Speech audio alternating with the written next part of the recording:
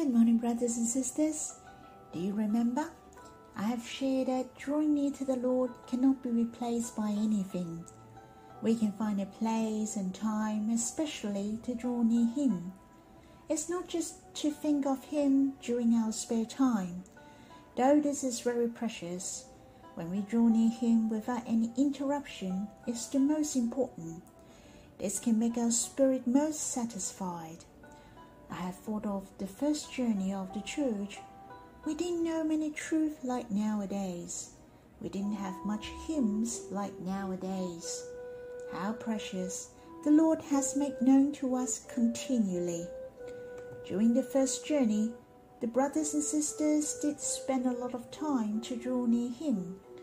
We often went to the mountain, went to the quiet place, or place with beautiful scenery, just to draw near to the Lord. Even those who were at work, they would go to the corner or at the back of the meeting place to draw near to the Lord after work. Why did they choose a place like this? Because they didn't want to be disturbed. They could draw near to the Lord quietly. They could stay before the Lord. And I believe there was a revival during the workers' group because of these. The Lord really loves and admires us to draw near Him. How precious that we know better how to draw near to the Lord now. We have more treasurable resources, but be aware that if we only have the resources externally for our use, but neglect our spirit to come before the Lord.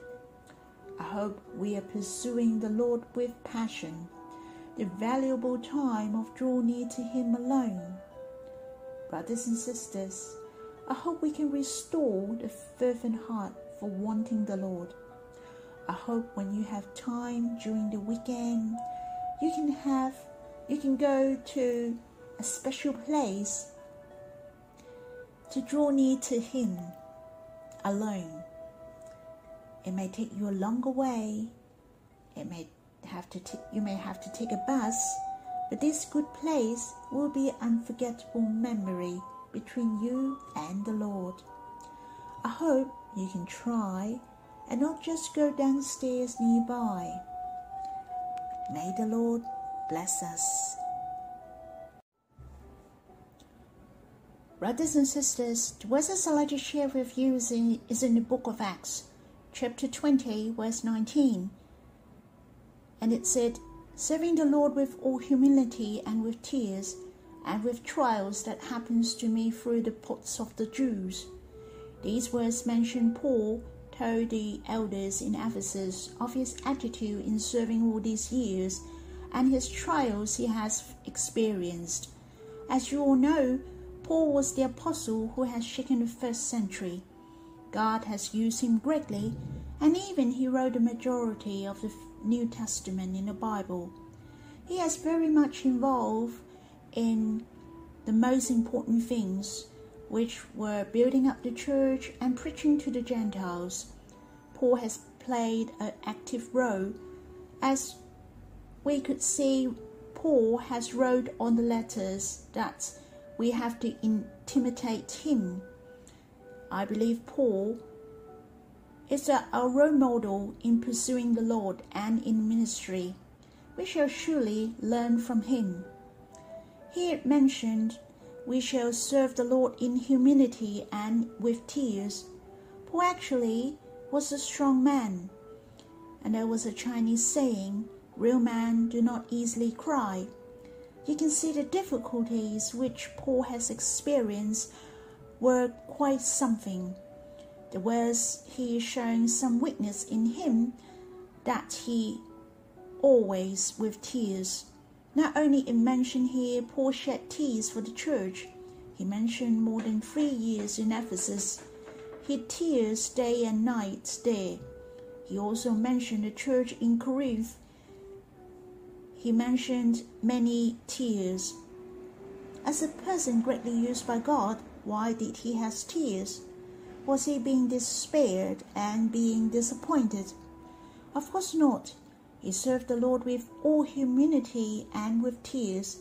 It was very much related to his intimidation of the Lord. He could see the humbleness and the gentleness of the Lord. Paul intimidates the Lord. His tears was from the concern of man's salvation. He cared for the non-believers and the spiritual growth of brothers and sisters. He cared for whether the development of the church was healthy or not. Was the church affected by the errors or the wrong doctrines? As you can see, the life of Paul was full of tears, but he was not crying for himself. His tears were shed for brothers and sisters, for the church, and for the non-believers. He really liked the Lord. The Lord also put man in his heart, thinking of every one of them very much, that Jesus cried for the believers and the non-believers. Here we can see he is humble in all things, and with tears for his gentleness. He pray for them and think of the situation of every brothers and sisters in the church. He mentioned he was just like how a mother took care of her children, full of his loving care, and this caring love brought out his tears. Do you remember in the 1 Thessalonians chapter 2, it said, "But we were gentle among you, like a nursing mother, take care of her own children." Even he was willing to give his life to them, and they were the brothers and sisters whom Paul loved. Brothers and sisters, Paul was greatly used by God, not because he knew many things, but he was in one heart with the Lord. He has the likeness of the Lord. He loved the non-believers. He loved the church. He loved every brothers and sisters. Brothers and sisters, it doesn't matter how much we have. The most important are whether we are willing to be the vessel of the Lord, to care for the people whom the Lord also cares for. I'd like to tell you a story.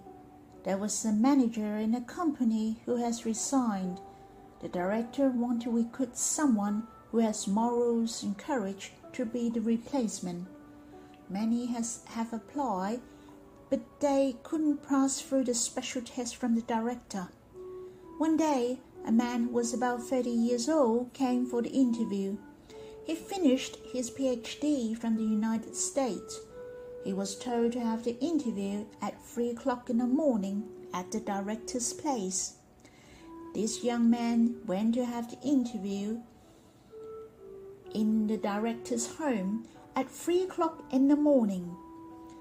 Then he pressed the bell, but nobody answered. He then waited outside until 8 o'clock the next morning. The director then let him in, and the question of the test was spoken through the director's mouth. Then he asked, "Do you know how to write?" Then the young man answered, "Yes, I do." Then the director took a piece of paper and gave it to him. "Can you please write a color, which is the word white?" This young man couldn't wait for the next question and asked, "Is that it?" The director looked at him and answered, "Yes, this is it. Your interview has finished." This young man felt strange. What kind of interview is this? The next day, the director has announced in the meeting that this young man has passed a very difficult test.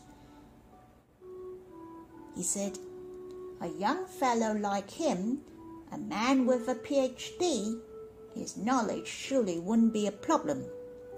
It was a piece of cake to him if I asked him more knowledge-related questions. But what I have tested was whether he has the sacrificing spirit. I wanted him to sacrifice his sleep to come to my house at 3 o'clock in the morning for the interview. And he has done it. I have tested him to wait for 5 hours, and he has done it as well. I tested for his temper to see if he was angry or not, and he didn't. He has passed all these. At last, I have tested for his humbleness. As a professor, I asked him to write the word wait. Even a 5-year-old kid can do it, but he is willing to write. A man who has a PhD degree, he has a spirit of sacrifice, who can endure, humble, and of good disposition. This person is meant to have both morals and courage. I will use him greatly in the future. This director sees man in a very special way, but he is right. What do you think? The same during this time. God used those who are not well educated, not with talents. But the most important is whether this man is well trained. He is humble and with the love of God. Brothers and sisters, may we be selected by God and be a man after his heart, to serve this generation and to accomplish the church after his will.